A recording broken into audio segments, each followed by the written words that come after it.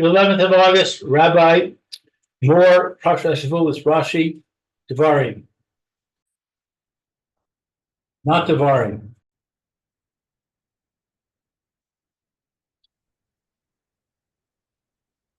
Be right back, just get my book.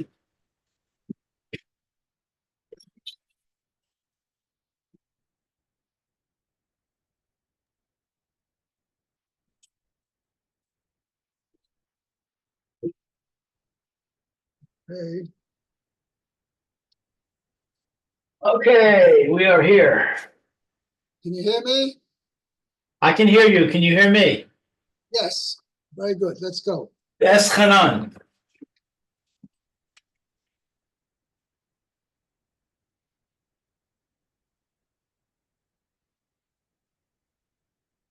Okay, let's go.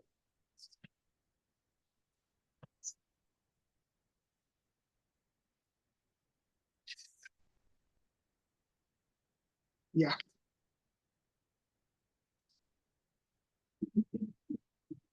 Okay. Just trying to get to the first page here. Okay. Yeah. Eschanan El Hashem Bo'es Hahi Lemor. So I implored Hashem at that time, saying, Rashi says, Ve'eschanan, Ein Chinun B'chol Makom Ela Lashon Matnas Chinam. Right. Let's see.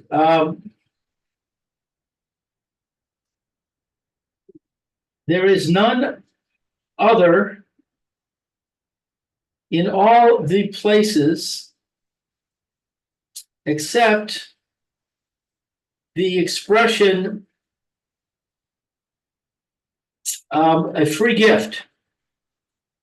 Yeah, meaning the term chanun or chinun, wherever it appears, b'chol makom, is none other than a expression of a free gift. You always say matzah nach or nach matzachein, abra matzachein, matzachein bamidbar. All the term chein is something which is that the, shall we say, the recipient, the one who has the chein, is found favor, right, in the eyes of the giver. So the giver loves that person. He favors that person to the degree that he's willing to give him a free things for free. That's what it means, chen. Chen means to give chinom. That's the same idea. In other words, we're combining those two, those two ideas.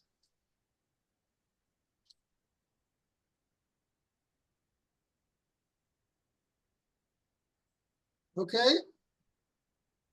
So it's saying that Hashem, Moshe is saying, I asked Hashem for a free gift.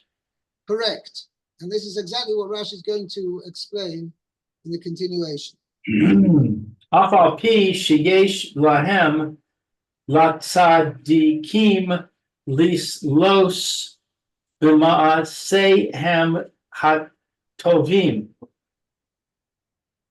Even though that there is for them, the righteous, to be dependent on the deeds, on their good deeds. Right. Dependent is not quite the right word. Maybe in this sense, to rely. I'm just checking up now how I translated it. 1 second. Which word are you questioning? Litlos. It really means to hang in this sense, but I mean literally.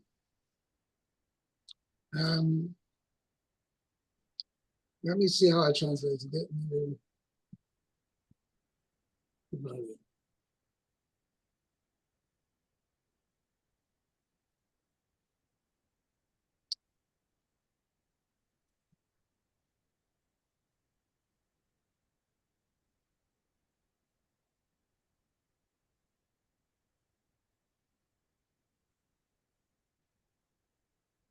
Yeah.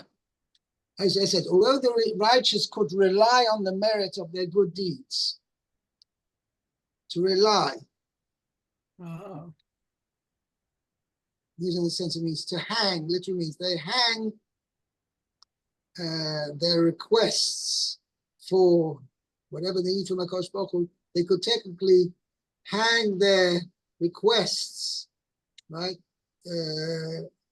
on their good deeds. They could rely on their good deeds. Just using such a sense of relying.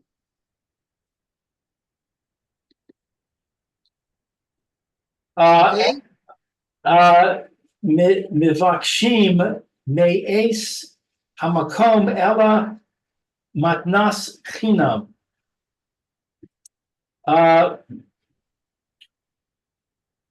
Let's see, they only request from Hashem a gift without payment. Right.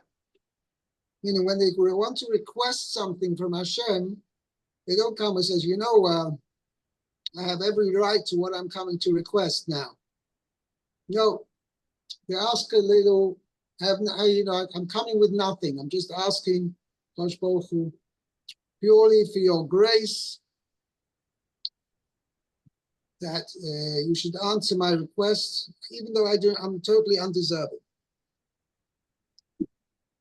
Lefi shamar lo, because that he, Hashem, said to him, Moshe, V'chanosi es asher achon, and I shall show favor to whom I shall show favor. Right.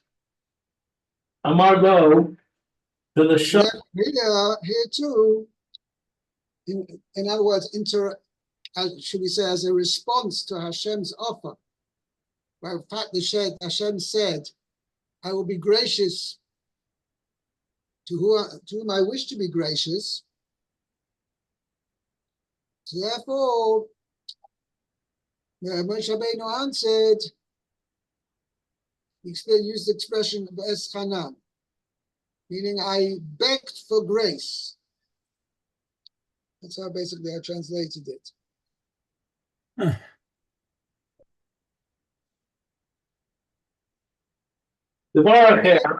Alternatively, Ze echad me asara l'shonos shenik reis tefillah. This is one of 10 expressions which denote prayer. Right. Kideisa b'sifrei, as it says in the Sifrei. Right. Be'es. You want to know something? Look at something interesting. What is the gematria of the word Va'es Chanan? Okay, you got a pen and paper? Maybe who has pen and paper these days? Anyway, take out your calculator. Va'es Chanan. Vav is 6. Aleph is 1. That's 7. Taf is 400. 407. Ches is 8. It's 415. And 2 nuns, both are 50 each. That makes another 100. It's 515. Okay? What's the gematria of Calculator. what? That checks with my calculator. Okay, good. Now, what is the gematria of tefillah? A what? Tefillah is Taf is 400. Pei is 80. Tefillah. 80. Lamed is 30. Is 510. And Hey is 5. It's 515. It's the same gematria. Amazing, it's the same. Right. Wow. Now, by the way, it's not my brilliance, it's the Balaturim.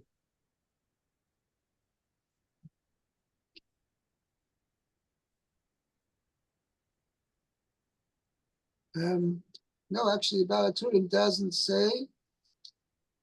Must have seen it somewhere else. Balaturim just says it's the gematria of Shira. He sang. When he davened to HaKadosh Baruch Hu, he sang. But I saw somewhere else that the gematria of Tefillah is 515, and the Balaturim says it's also Shira.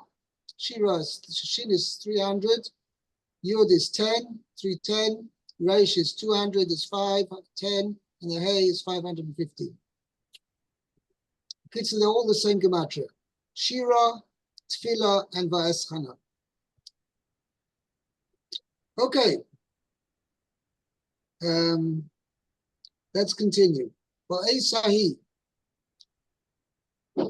At that time, the Achar Shekavashti, after I conquered Eretz Sichon v'Og, the lands of Sichon and Og, Dimisi, it seemed to me, Shema Kutar Ha-Neder, that perhaps the vow had been rescinded.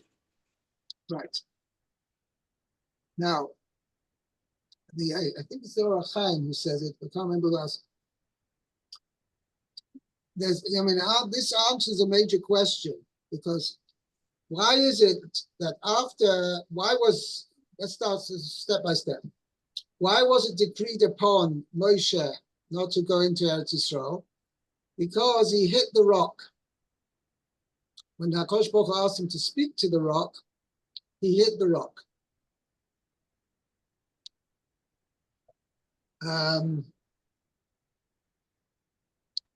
And similarly, Aaron, who didn't stop Moshe from doing so, and he didn't raise any objection, because he did so, he was also punished, that he wasn't going to go into Eretz Yisrael. That's what Chazal say. The Maisa, you see from the Psukim there. Yan le'emantem bi lehaktisheni be'enei b'nei Yisrael. That's why HaKadosh Baruch Hu told both Moshe and Aaron, because you didn't have full faith in me, to sanctify me before all the Bnei Yisrael by the fact that they hit the rock instead of speaking to the rock. Therefore, HaKadosh Baruch Hu said, both you and Aaron are not going to go into Eretz Yisrael. Okay, Aaron was nifter not long after that. And we don't find anywhere that Moshe Rabbeinu prayed to HaKadosh Baruch Hu on Aaron's behalf. HaKadosh Baruch Hu, let Aaron go into Eretz Yisrael. Why did Moshe Rabbeinu pray for Aaron? So the answer given is, this exact point was, as long as Moshe Rabbeinu had not conquered Sichon and Og, the two great kings who are on the east bank of the Jordan, so he had no Havamina. He thinks HaKadosh Baruch Hu made a decree, I'm not allowed to enter Eretz Yisrael, so be it. But since now, HaKadosh Baruch Hu told them to conquer Sichon and Og, and yet the Jewish people now conquered their land, and it was partly, even though it wasn't necessarily top level, let's call it, Eretz Yisrael, but it was nevertheless considered Eretz Yisrael as far as the conquered land belonging to the Jewish people. So therefore, Moshe Rabbeinu said, that's what Rashi says here, at that time,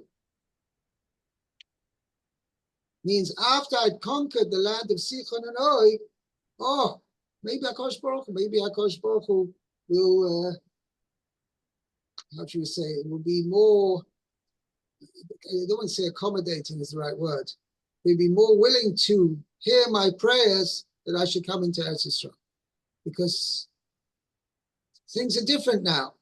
Hakadosh Baruch Hu has already kind of let me one foot into Eretz Yisrael, because I'm now on the east bank of the Jordan, which has been conquered by the Jewish people, and it's, to a certain extent, it's considered the land of Israel. It's considered Eretz Yisrael. So maybe Hakadosh Baruch Hu has reconsidered, and maybe he will let me go into Eretz Yisrael proper. Okay. Leimor. Next Rashi. זה אחד משלושה מקומות. This is one of three places. Shamar Moshe Livnei Hamakom, where that Moses said before Hashem, before the omnipresent, Eini mi manichacha ad shetodi'eni. I will not let go of you until you inform me. Im ta'aseh she'elasi. If you will carry out my request. Im lo, or not. Should I translate? I think it's a good word. I will not yield until you let me know whether you will fulfill my request or not.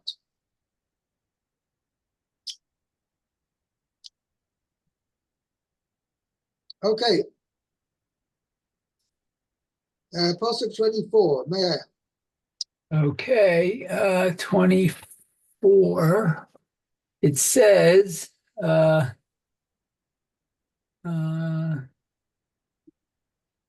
see, Adonai. No, that's Adoshem, I guess. Elohim. No, that's it. Hashem Elohim.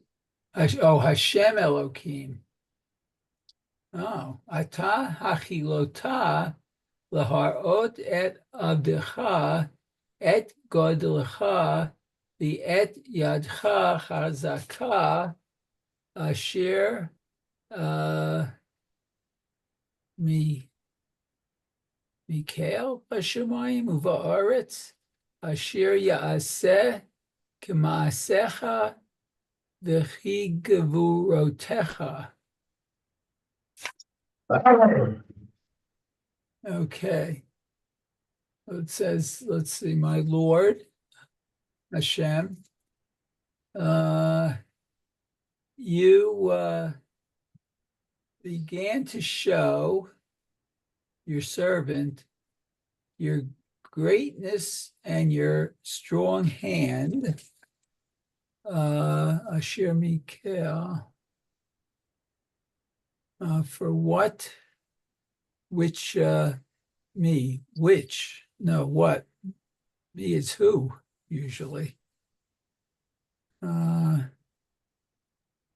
who is in the heavens and earth, Right. which you did with your, I guess, So creation yeah, so who and can carry out power. so who can carry out like your actions and like your acts of might, acts of strength. Oh, acts of See strength. exactly how I translate this. One second. Mm-hmm.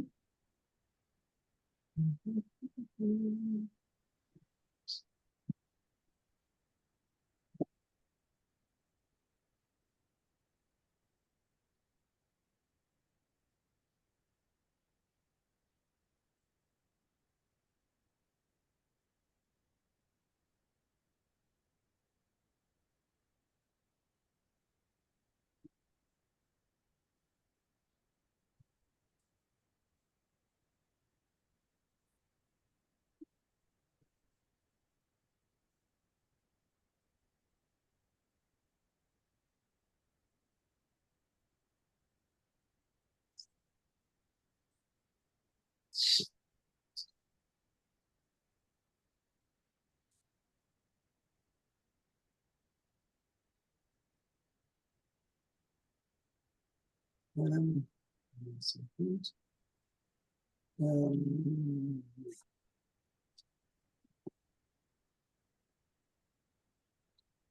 If who is as powerful you as who in heaven or on earth, who can perform anything like your actions or your mighty deeds.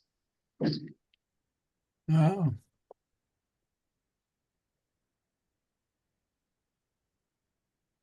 Okay, so we have Rashi now. It says Hashem Elokim, which he says Rachum Badin, is a merciful in judgment. Okay, and then it says Ata Hachilota Leharot. Now this is exactly it. Now what does it mean? So let me point out over here. There's actually two changes in the pasuk which are different from the regular way of mentioning these two words. Normally, the term Aleph Dalet Nun Yud, which we pronounce Adoi and then Noi, right? Right. Is not written as it's not written as pronounced, but it's written Yud K Vav Yud and then a Hey and then a Vav and then a Hey. And there, and it's pronounced Aleph Dalet Nun Yud. Okay? Whereas the word Elokim is normally written as pronounced Aleph Lamed, Hey, and then Yud, and then Mem, Elokim. But here, the term Hashem, as we say, Adoi, then Noi, right?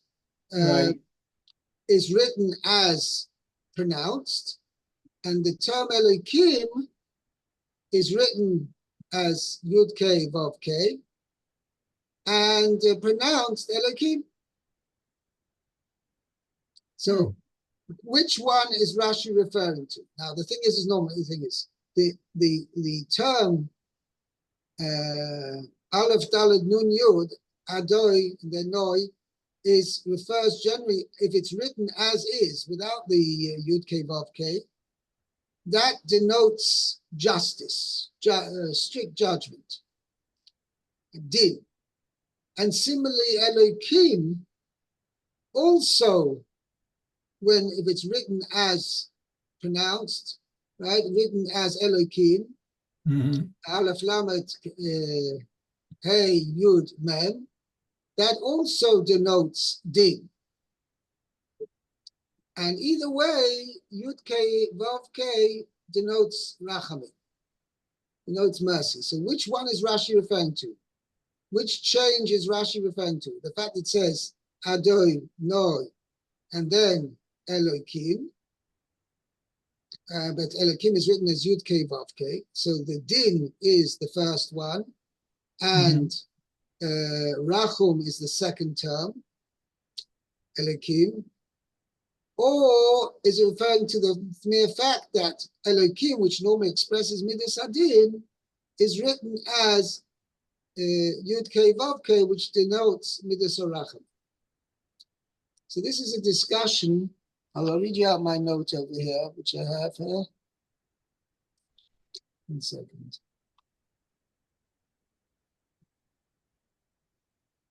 Merciful in judgment. Yeah. Sifrei states here the rule that the divine name Yud K Vav K denotes mercy, whereas Elokim denotes strict judgment. So Rashi says, according to the Sifrei, which is normally Rashi's source, such quotations from Chazal, so clearly the Sifrei is understanding that what Rachum Badin is going on the second word, not on the term Adoi, Aleph Dalet Nun Yud. It's going on Elokim, which is written as Yud K Vav K. So the din part is Elokim, and the fact it's written Yud K Vav K is denoting Rachamim. That's how the Sifrei understands it. But I'll continue my note of it. Ramban asks, since the first name is written Aleph Dalet Nun Yud, which also represents strict judgment. And the second, Yud Kei Vav Kei, Rashi should have explained that the Eternal, although merciful, judges strictly, and not the other way around. Why? Following the principle that the first name describes the second principal name, meaning generally you put adjectives before, like if it's a smichos or whatever, that the first name describes the second name. So Mizrahi gives two answers. Here indeed the second name describes the first, rather the other way around. So that Elohim is like an adjective, and in general, adjectives in Hebrew come after the noun, not before the noun. Right. Okay, that's answer number one. And number two, both of God's attributes are expressed in the second word. Though it is written Yud Kei Vav Kei denoting mercy, it is read Elohim denoting strict judgment. The first word is thus not a divine name, but an introduction, addressing God as my Lord or my Master. So according to that's how the Mizrahi understands it. So the first word name, Aleph Daled Nun Yud, is not, it really means Adonai, my Master. And Elohim, right, written as Yud Kei Vav Kei, means Rachum Badin. It combines both the merciful name of Hashem, which is Yud Kei Vav Kei, with Elohim, which denotes Din, strict judgment. Okay? That's how the Mizrahi explains according to Rashi. Okay, let's continue.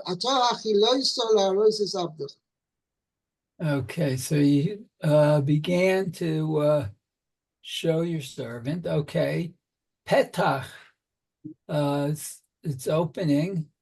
Lihiyot. Pasach. Oh, Petach. Oh. Okay. Lihiyot, Omeid, Umit Palel.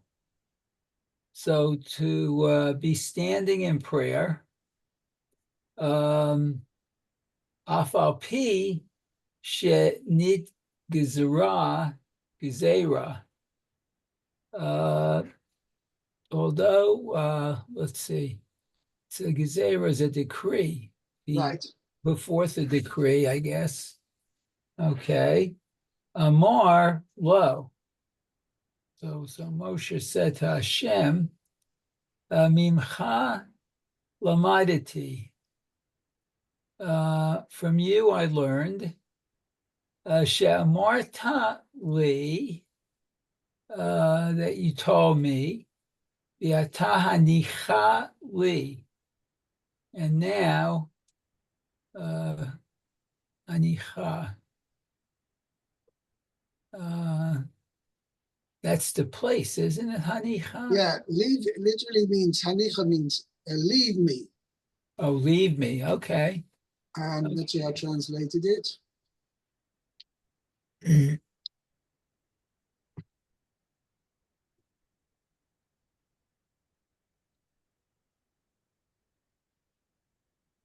Let me be. Oh, okay. So let me be. Okay, Vikito face, Hayiti v'cha. And I was grasping. Was I grasping hold on to? Was I grasping on to you? Oh, okay. Ella, liftoach petach. But Means to find an opening, to create an opening. Okay. Shebi hayat taloi, that it depends on me. Lihit palel alehem.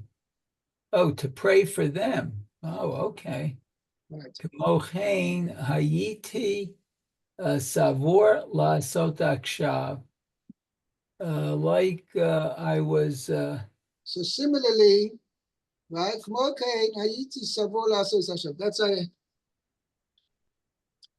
That I was going to do this now as well, to pray for myself that I should be able to go into Eretz Yisrael. Oh, okay. Very good. Then it says, Et God, Gadlecha, your greatness. Zo midat tuvacha. This is a measure of goodness. This is right. This is referring to HaKadosh Baruch Hu's character, Okay, his characteristic character of of goodness. Okay, v'chein hu omer, attribute. or his attribute. Okay, and he said similarly, Yata yigdal na koach Hashem. Okay, and now his power, the power of Hashem will grow. Okay. V'yet yadcha, and your hand. Zo yimincha, your right hand, sheyu pishuta, which is stretched out, l'chol ba'ei olam, to all those living in the world. Wow. Okay. Hachazaka, strong. Shata kovesh brachamim. That you, kovesh is conquer, isn't it? With mercy?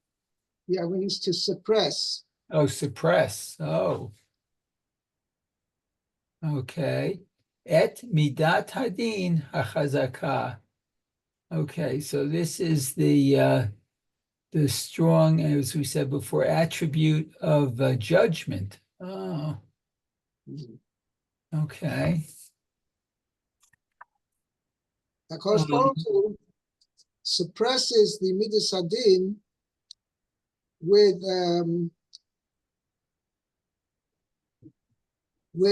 mercy. Oh, with mercy. Oh, okay.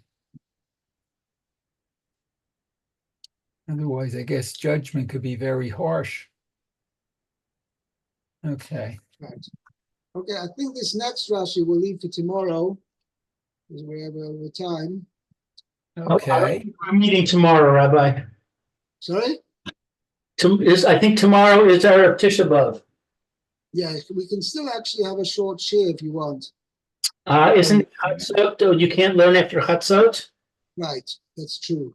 Okay, so then we'll leave it for tomorrow then. Okay, so Bez Hashem. Oh, so that's we're now for Ben Azmanim. Oh, Yes, okay. I think we're going to be meeting again until September 4th. September, well, I made up, I said we're going to meet on September 1st, Sunday, if that's okay with you.